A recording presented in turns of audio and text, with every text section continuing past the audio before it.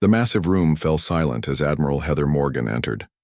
Her crisp blue uniform stood out among the various colored skin tones and body shapes of the alien representatives. For 17 days she had sat through these peace talks. For 17 days she had watched the Draxians lie, delay, and mock human suffering. "Admiral, you're grinding your teeth again," whispered Joseph Kent. The veteran diplomat had been her guide through the complex rules of the Galactic Council. Heather took a deep breath. "How can you stay so calm? They killed thousands of our people." Joseph's eyes showed a flash of anger before returning to their diplomatic mask. "I'm not calm, Heather. I'm just better at hiding it." The chamber of the Galactic Council was built to impress. Tall ceilings rose above them with ancient symbols carved into stone that was older than human civilization.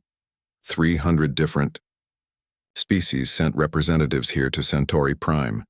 Humans had only joined 50 years ago. Ambassador Gregory Powell, the lead human representative, nodded to them as they took their seats. His gray hair and calm eyes gave no hint of the stress they all felt. Across the round table, the Draxian representative clicked his mandibles. Vexthal looked like a 9-foot-tall praying mantis dressed in shining armor. His compound eyes seemed to mock them. "The council recognizes the Zelvian representative," announced the overseer, a floating blue creature with 12 tentacles. The Zelvian, a short, furry being with large ears, stood on his chair to be seen. "The Zelvian Authority has reviewed the human complaints against the Draxian conglomerate. We believe that the loss of the human mining station and its 238 workers was a regrettable accident." Heather's hand tightened into a fist. It was the 6th accident in a year. Each time Draxian ships had been seen in the area. Each time the council found reasons to do nothing. The Zelvian continued. "In such dangerous areas of space, accidents happen. We suggest accepting the Draxian offer of 10% compensation for lost equipment." "Not the people? Just the equipment?" Heather whispered. Joseph slid a note to her. "They're stalling again. They don't care." Around them, other representatives nodded in agreement with the Zelvian. The pattern was clear. The older species had their alliances and deals. Humans were newcomers, not yet important enough for real justice. The Draxian representative stood, his voice like rocks rubbing together. "The generous offer we have made shows our goodwill. If humans cannot operate safely in deep space, perhaps they should stay closer to their home planet." Several representatives chittered in what passed for laughter. Ambassador Powell raised his hand. The overseer, perhaps surprised, pointed a tentacle toward him. "The council recognizes the Earth representative." Powell stood slowly. At 65, he had been a diplomat longer than many in the room had been alive. His voice was calm but firm. "The delegation from Earth and her colonies has heard enough," he said. The simple words caused a ripple of surprise through the chamber. "We came here in good faith. We followed your protocols. We trusted in this council's commitment to peace." Heather felt a surge of pride. For weeks, Powell had played by the rules, spoken with respect, and gotten nowhere. "For 3 years we have watched our outposts burn. We have collected our dead. We have shown restraint while the Draxians violated every agreement they've signed." The Draxian representative clicked his mandibles in what humans had learned was their version of dismissive laughter. Powell nodded to his team. Heather stood, immediately, followed by Joseph Kent and Science Director Olivia Martinez, a brilliant physicist who had lost her brother in one of the attacks. "Humanity is withdrawing from these talks," Powell announced. The words hung in the air like a thunderclap. "We are also suspending our participation in the Galactic Council until real action is taken against Draxian aggression." The chamber erupted in voices. Some representatives jumped to their feet. Others huddled with their advisors. The overseer waved his tentacles for order, but the shock was too great. The human delegation walked toward the massive doors. Heather could feel hundreds of alien eyes on their backs. The council had never imagined humans would actually leave. New species always wanted to be part of the galactic community. "Running away, apes?" called out the Draxian representative. "Perhaps your species isn't ready for galactic civilization after all." Powell didn't even turn around. But Heather stopped and looked back at the mantis-like creature. "We're not running away," she said, her voice carrying across the chamber. "We're done talking." With that, she turned and followed her team. The doors closed behind them with a heavy boom that echoed through the hall. In the private human embassy, building an emergency meeting was already underway. The four who had walked out joined 12 other military and civilian leaders around a secure table. "It's done," Powell said simply. "The message has been sent." General Frank Rivera nodded. "Defense Command is standing by. All human ships are prepared for immediate evacuation from Council space." "How long until the Council realizes what's happening?" asked Olivia. Joseph checked his datapad. "The first reports of our civilian ships departing Council stations are already coming in. I'd say we have about 6 hours before they understand the full scale." Heather looked at the strategic display showing human territory. 6 colony worlds, 42 outposts, and hundreds of ships. All had been under constant threat. "And the Draxian targets?" she asked. General Rivera pressed a button, and the display shifted to show Draxian space. "Operation Silent Verdict is ready. Special Forces teams are in position. The fleet is on standby." Ambassador Powell looked at each person around the table. "For 50 years, we tried to be the good newcomers. We followed their rules. We accepted their delays. We died while they talked." He paused. "No more." He turned to the communications officer. "Send the coded message to Earth. 2 words." The officer nodded. "Yes, sir." Enough talking. As the meeting continued, Heather went to the window. The beautiful spires of Centauri Prime glittered in the twin suns. Such a peaceful view. The aliens truly didn't understand humans, she thought. They had mistaken patience for weakness, restraint for fear. In all their thousands of years of galactic civilization, they had forgotten what humans had learned through bitter experience. Real peace required strength, and the willingness to use it. Her comm unit beeped with a message from Earth Command. The 7th Fleet had already begun to move. 3,000 ships, 15 million personnel. The galaxy was about to learn why humans walking out of peace talks was the thing they should fear most. High Chancellor Kavath paced the private chamber, his webbed feet making soft slapping sounds on the ancient stone floor. His skin flashed between deep red and electric blue, a clear sign of distress among his species. Around the circular table sat the 6 other members of the Inner Circle, the true power behind the Galactic Council. "You fools," Kavath hissed at the Draxian representative. "Do you understand what you've done?" The mantis-like Draxian clicked his mandibles. "The humans are throwing a tantrum.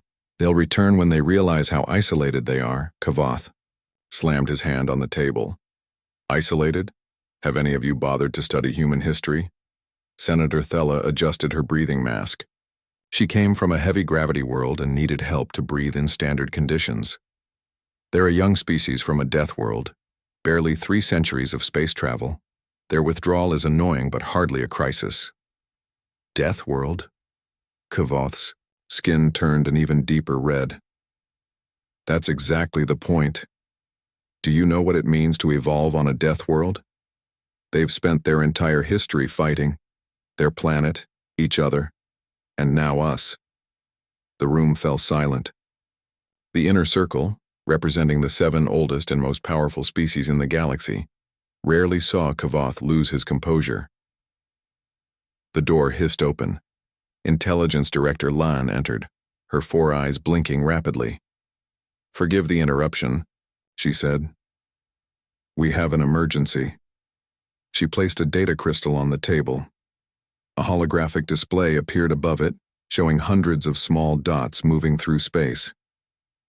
"What are we looking at?" asked Senator Thella. "Human ships," Lan replied.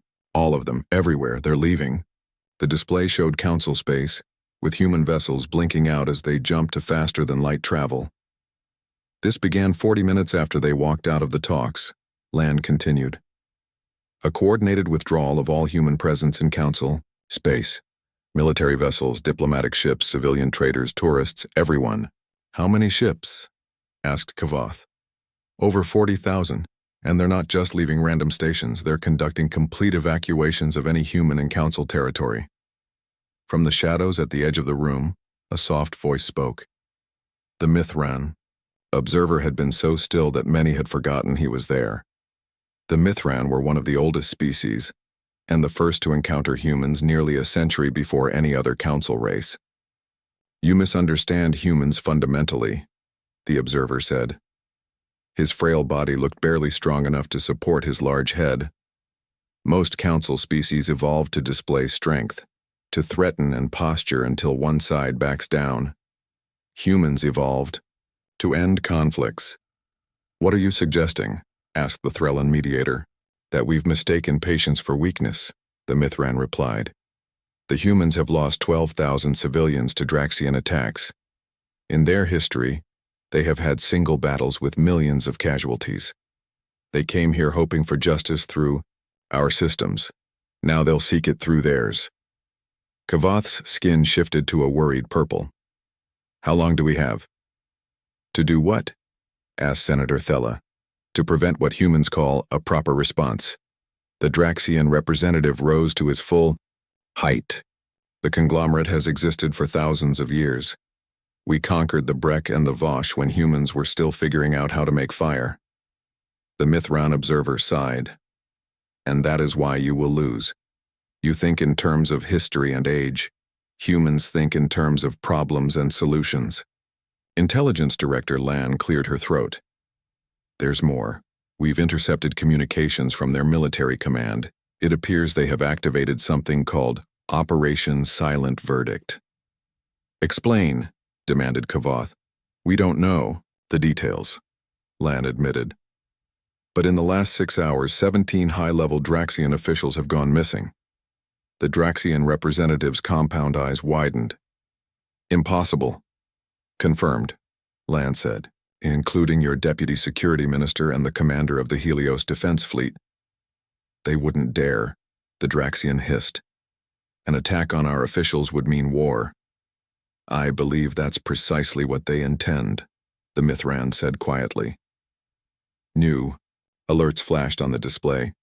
Security reports from across Council space showed human military vessels forming into battle groups. How prepared are the Draxians for a direct conflict with humans? Kavath asked. The Draxian representative clicked confidently. Our military is 4 times the size of theirs. Our technology is superior. Our warriors have fought in 100 campaigns. The Mithran shook his head. I've studied their military history. In their Second World War, they went from normal production to full war production in months. They can build ships faster than you can destroy them. That's absurd, the Draxian said. On their colony world of Mars, the Mithran continued, they have shipyards that have been dormant for decades. According to our latest intelligence, all 16 of those yards became active within hours of the humans leaving the peace talks. The chamber fell silent. Kavath turned to the display, watching as the last human ships disappeared from Council. Space. We need to contact Earth immediately. Offer new terms. They won't answer, the Mithran said. You still don't understand. When humans walk away from talks, it means they're done talking. A junior aide rushed into the chamber, forgetting protocol in his panic. Forgive me, Excellencies. We've just received word from the Draxian border outposts in the Cygnus sector. They're under attack. The Draxian representative froze. That's impossible. The humans couldn't have reached our space so quickly. They didn't have to, the Mithran explained. Think. For 3 years, the Draxians have been attacking human outposts. Do you really believe humans haven't been planning their response for just as long? On the display, red alerts began to appear across Draxian space. Get me a direct line to their United Earth government, Kavath ordered. Tell them we are prepared to take immediate action against the Draxians. Tell them whatever they want. Intelligence Director Lan's 4 eyes blinked rapidly. Sir, we've been trying to reach them. All diplomatic channels have been cut. They've blocked all Council communications. Senator Thella's usual calm was gone. How is this possible? They're just one species, barely out of their gravity well. No, the Mithran corrected. They're a species that survived on a world that tried to kill them every day. a species that fought itself for thousands of years. A species that split the atom as a weapon before they used it for power. He looked around the room at the panicked faces. And we just taught them that in galactic politics talking doesn't work. As if to punctuate his words, the main display showed 5 more Draxian outposts going dark. Kavath's skin had gone almost white with fear.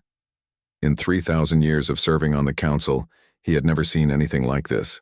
A single species, acting with such coordination and speed. What do they want? Senator Thella asked.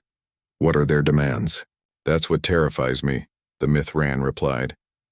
They haven't made any. When a human makes demands, they still believe in negotiation. When they stop making demands, he didn't need to finish. The meaning was clear to everyone in the room. The humans hadn't just walked out of peace talks. They had walked away from peace itself. Colonel Ryan Blackwood stood on the observation deck of Ganymede Station, watching as the 7th Fleet assembled in the shadow of Jupiter. Hundreds of warships moved into formation. Small corvettes zipped between larger cruisers. The massive dreadnought, USS Intrepid, dominated the center, its hull dark against the swirling colors of Jupiter below. Never seen so many ships together, said Lieutenant Daniel Crawford, who stood at attention beside him. No one has, Blackwood replied. Not since the Unification Wars. The 2 men watched in silence. 100 years ago, humanity had fought its last great war against itself. Now all those battle skills were pointed outward. Do you think the Draxians know what's coming? Crawford asked. Blackwood shook his head. They think we're like them. They think we fight for territory or resources. He tapped the glass, pointing to the ships. But that's not why those ships are there. They're there because the Draxians killed our people, and the Council did nothing. A message flashed on Blackwood's wrist device. Time to go. Admiral Wells is about to give the deployment orders. On the command deck below, Fleet Admiral Samantha Wells stood before a large holographic display. The room fell silent as Blackwood and Crawford entered. 50 of Earth's top officers filled the room, each representing different parts of the military. Ladies and gentlemen, Wells began, her voice strong and clear. Operation Decisive Response is now active.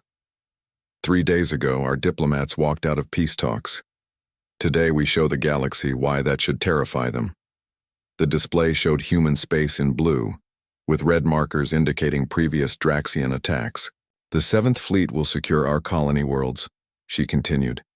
The 3rd and 12th will push into Draxian territory from opposite sides. Their defenses are strong, but spread too thin. A captain raised her hand. Admiral, the Draxians outnumber us 4-1. Their ships are larger than ours. Wells nodded. Yes, but they've never faced humans in full war mode before. They've only dealt with our peacekeeping forces. She tapped a control, and the display changed to show the first target, a Draxian military base on an asteroid belt. We strike in waves, fast, hard, and without warning. Just like they did to our colonies. But unlike them, we won't target civilians. Blackwood studied the battle plans. Each human ship would be outnumbered, but they would attack in carefully planned groups. Hit and run. Strike where the enemy was, weak, then disappear before they could respond. What about the Council? Asked another officer. Will they intervene? They're still in emergency meetings, Wells said with a small smile. By the time they decide what to do, this will be over. Far from Jupiter, in a secure facility beneath the lunar surface, Director Eric Sullivan addressed a very different group of humans. The room was small with plain walls and no windows. The 50 men and women seated before him didn't wear uniforms, but their eyes had the sharp focus of trained soldiers. Operation Silent Verdict is now active, Sullivan announced. You've all been briefed on your targets. He touched a screen and images appeared on the wall behind him. Draxian military leaders, weapons scientists, and fleet commanders. The Draxians believe their home systems are untouchable because of distance and their defense networks. They're about to learn otherwise. A woman in the front row raised a hand. Sir, some of us have been embedded for years. Our cover identities will be burned, yes, Sullivan finished for her. That's the sacrifice. We need their command structure in chaos when our fleets arrive. The operatives nodded. Many, had been living on alien worlds for years, building cover identities, learning languages and customs. They had been the invisible eyes and ears of humanity, waiting for a day they hoped would never come. Your extraction points and emergency protocols are in your secure files, Sullivan continued. Once your mission is complete, make your way to the nearest extraction point. We'll have ships waiting. Meanwhile, across human space, industrial production shifted to a war footing. Factories that had been making civilian goods now made weapons and armor. Shipyards doubled their output. Reserve military units were activated without panic, just quiet determination. Earth's global defense network, dormant for decades, hummed to life. Orbital platforms reoriented their sensors toward deep space. In the Draxian Royal Palace on Drax Prime, Supreme Leader Drexkar received urgent news. The tall, insect-like creature's antennae twitched with irritation as his advisors reported, "The latest developments. Excellency, we've detected unusual activity in human space. Their ships are mobilizing." Drexkar chittered in amusement. As expected, they'll posture and threaten, then come crawling back to the negotiating table. Their economy can't sustain a war. His intelligence minister stepped forward nervously. "There's something else, Excellency. Our deep cover agents on Luna, Mars, and Europa have gone silent. All of them. At the same time." The Supreme Leader's amusement faded. "And we've lost contact with General Vextral," the minister added. "The commander of our border fleets? Impossible. His fortress is impenetrable. We found his security detail dead. The general himself is missing." Drexkar's compound eyes narrowed. How could humans possibly reach? An explosion rocked the palace, cutting off his words. Warning sirens blared. "We're under attack," shouted a guard rushing into the room. "Humans?" Drexkar asked in disbelief. "Here? On our homeworld?" The intelligence minister's voice shook. "No, Excellency. The explosions came from inside the palace. In orbit above Drax Prime, a small unmarked ship accelerated away from the planet. Inside, Special Operations Agent Laura Pearson sent a coded message. Phase 1 complete. Royal Command in chaos. Moving to extraction point. Similar messages were being sent from across Draxian space. Strategic targets eliminated. Communication centers disabled. Defense grids compromised. Back on the observation deck of Ganymede Station, Colonel Blackwood watched as the first wave of human ships entered jump points, disappearing in flashes of light. They would emerge in Draxian space, far from where the enemy expected them. "It started," Crawford said quietly. Blackwood nodded. "The council thought they knew us. They saw our diplomacy, our trade, our scientific curiosity. But they forgot something important." "What's that, sir?" "That in all our history, whenever peace failed, we didn't just fight. We fought to win. Completely." As he spoke, more ships vanished into jump points. Wave after wave. The greatest military force humans had assembled in a century, all moving with one purpose. Far away, in the council chambers, the alien representatives were still debating what to do. Still following procedures. Still talking. But the humans had stopped talking 3 days ago. And now the galaxy would learn what came next. The emergency session of the Galactic Council was the most crowded in 300 years. Species that normally sent minor representatives had dispatched their highest leaders. The massive chamber was filled beyond capacity, with smaller aliens, sharing seats and taller ones standing along the walls. High Chancellor Kavoth stood at the central platform, his skin a troubled mix of blue and purple. 3 days ago, human representatives walked out of peace talks. Since then, we have observed a full military mobilization across their territories. The chamber buzzed with nervous conversation. "Our observers report that human industrial output has increased by 300%, Kavoth continued. "Their civilian shipping has been moved away from potential conflict zones." The Threllan mediator raised a limb. "Surely this is just a show of force? A negotiating tactic?" Kavoth's skin darkened. "I wish it were.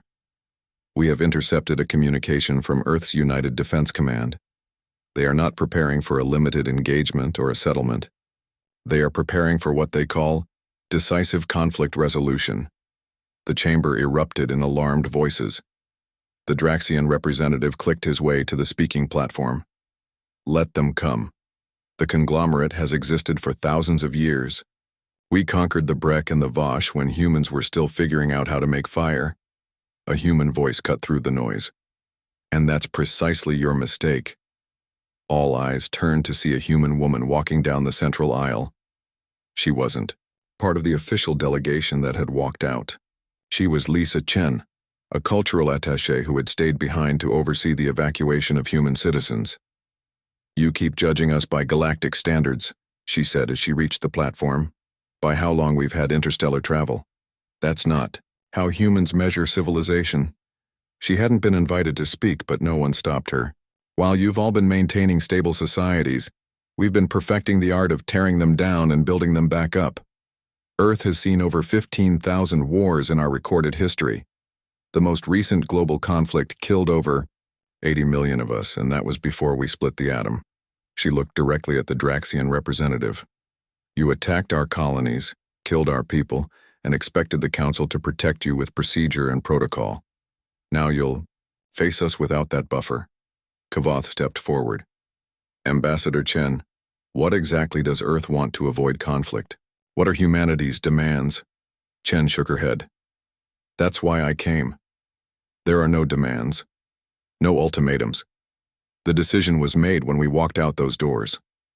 The Mithran observer stepped forward, his ancient eyes filled with concern. You mean, our fleets launched 6 hours ago, Chen said quietly. I'm not here as a negotiator. I'm here as a courtesy to those species who have stood by us. Remove your people from Draxian space. What's coming isn't something you want to witness up close. As if on cue, the massive data screens around the chamber lit up with emergency bulletins. Draxian outposts along the Cygnus arm were going dark, one after another. The Draxian representative's mandibles clicked rapidly in distress. Impossible. Your fleets couldn't have reached our territory so quickly. They didn't need to, Chen explained. For 3 years, you've been attacking our outposts.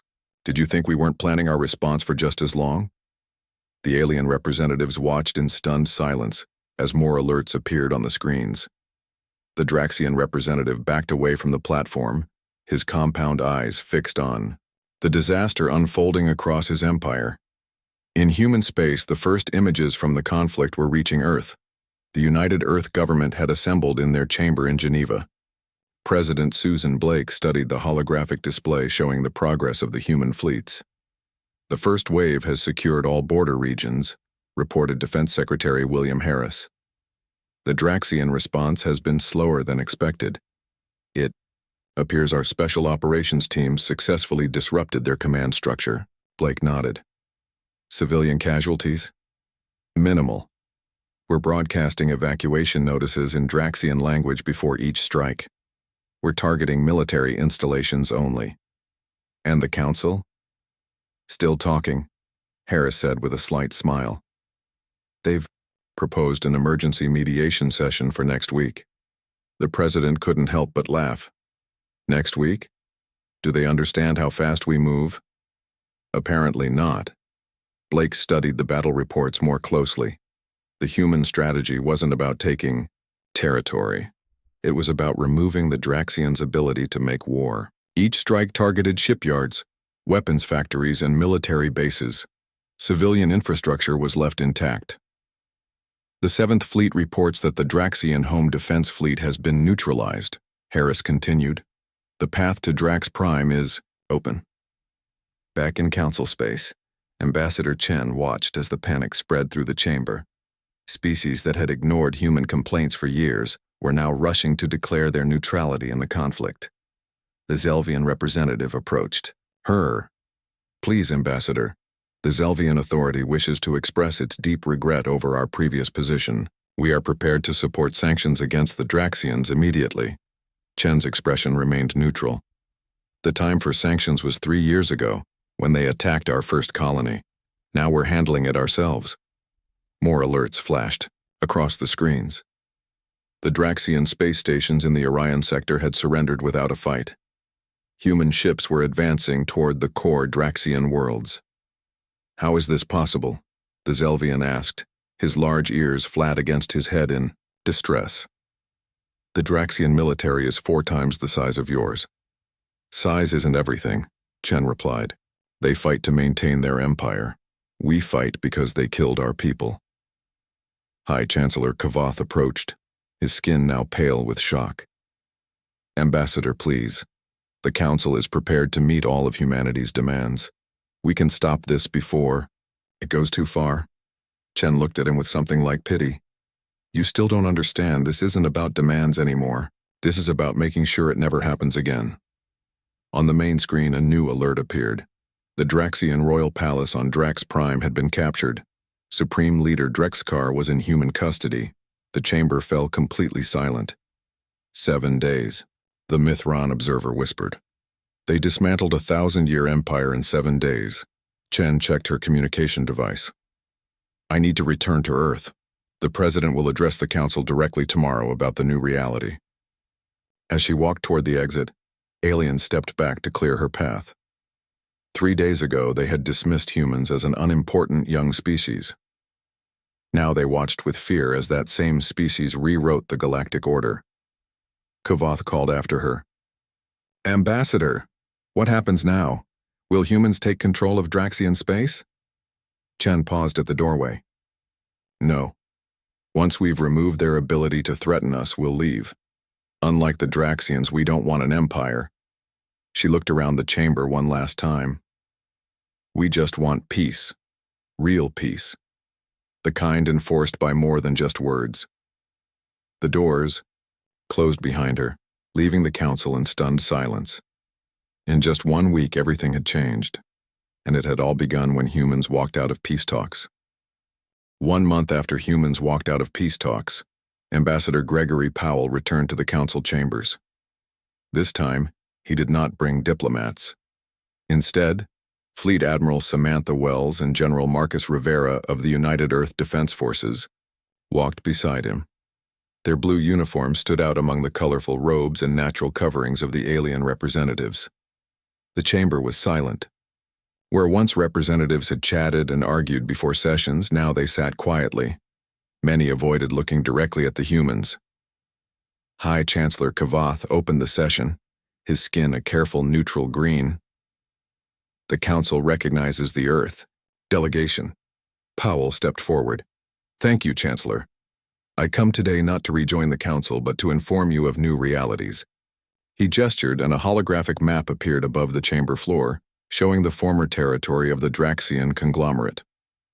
The Draxian threat has been neutralized, Powell stated. Their military capacity has been reduced by approximately 97%. Their leadership has been replaced by a transitional government composed of formerly enslaved species within their empire. A murmur ran through the chamber. The Draxian conglomerate had ruled over 12 star systems and 7 subject species. They had been considered one of the galaxy's most powerful forces for over 2,000 years, and humans had dismantled them in 26 days. Earth has no territorial ambitions in former Draxian space, Powell continued. Once stable governance is established, we will withdraw completely. The Vrexian ambassador, known for his bluntness, called out, And what happens now? Do you humans expect to dictate terms to the entire Council? Admiral Wells stepped forward. No. We expect the Council to function as it was intended, as a body that protects peace and enforces justice. We walked out because that wasn't happening. General Rivera added, Consider the Draxian situation a demonstration. Humanity prefers peace. We will always come to the table first, but when diplomacy fails, we don't make empty threats. Powell raised a hand, silencing his colleagues. The United Earth government has authorized me to present our terms for rejoining the Galactic Council. He outlined 5 principles. First, reforms to the Council's response protocols for aggression against member worlds. Second, an independent security force with actual enforcement powers. Third, reparations for human colonies damaged in Draxian attacks. Fourth, trial of surviving Draxian leaders for war crimes.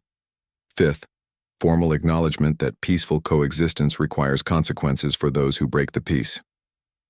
These terms are non-negotiable, Powell concluded, but they are also not imposed. The Council must choose to adopt them. We have no desire to rule through force. Chancellor Kavoth's skin had settled into a thoughtful blue-green. And if the Council rejects these terms, then humanity will protect its own interests independently, Powell said simply. We don't need the Council, but we believe in what it could be. After the formal session ended, Powell met privately with Kavoth in a small room adjoining the main chamber. The two leaders sat across from each other at a simple table. You've changed everything, Kavoth said quietly. In 1 month, you've overturned 1,000 years of galactic politics. Powell shook his head. We didn't change anything. We just showed what was already there. A system that protected the powerful and ignored the weak. Many council members fear you now. Good. Fear can be useful when respect has failed. Kavoth's skin shifted to a pattern that indicated deep thought. The council will accept your terms, we have no choice, but I have to ask, why did you wait so long? You could have done this 3 years ago when the attacks began. Powell sighed. Because we wanted to believe in the council, in the idea that different species could resolve conflicts without resorting to force. He looked directly at Kavoth. We tried it your way for 3 years. We lost thousands of people while the council talked. And now? Now everyone understands where the line is. On Earth, President Susan Blake held a press conference in the Rose Garden of the White House. Reporters from every major news organization had gathered to hear about the new galactic situation. As of today, the Draxian threat to our colonies has been eliminated, she announced. Our forces have achieved all military objectives. The transitional government on Drax Prime has signed peace accords recognizing the sovereignty of all human territories. A reporter raised her hand. Madam President, will Earth maintain control over former Draxian space? No, we have no interest in building an empire. Once the new governments are stable, our forces will withdraw completely. And the Council? Will we rejoin? The President nodded. Ambassador Powell is presenting our terms today. We believe the Council can be a force for good in the galaxy, but only if it has real power to enforce peace. At the recently liberated human colony on New Eden, Admiral Heather Morgan walked through the rebuilding settlement. 3 months ago, this had been the site of the worst Draxian attack. 5,000 colonists had died when Draxian ships bombarded the main city. Now construction crews were rebuilding, families were returning, life was starting again. A young boy approached her, holding a small flower. Are you one of the soldiers? Who made the bad aliens go away? Morgan knelt down to his level. Yes, I am. He handed her the flower. Thank you. My mom says we can sleep without being scared now. As Morgan continued her tour, her communication device chimed. It was a message from Earth Command. The Council had unanimously accepted all human terms. They would create a new security force with real power to stop aggressors, and they wanted humans to help build it. Back in the Council chambers, as Powell and his team turned to leave, the ancient Mithran observer spoke, his voice carrying despite its softness. Before you arrived in galactic society, we had forgotten something important, the Mithran said. Peace is not the mere absence of conflict. Peace must be built, maintained, and sometimes enforced. Powell nodded respectfully to the Mithran. We'll give the Council 1 standard month to implement the first phase of reforms, he said. Humanity hopes for a new beginning. The Mithran's ancient eyes held understanding. The galaxy has learned an important lesson from humans. When diplomacy fails, action must follow. Exactly, Powell said. When humans walk out of peace talks, it's not surrender. He looked around the chamber one last time. It's just the calm before the storm. As the human delegation departed, the alien representatives watched in silence. They had witnessed the birth of a new era in galactic politics.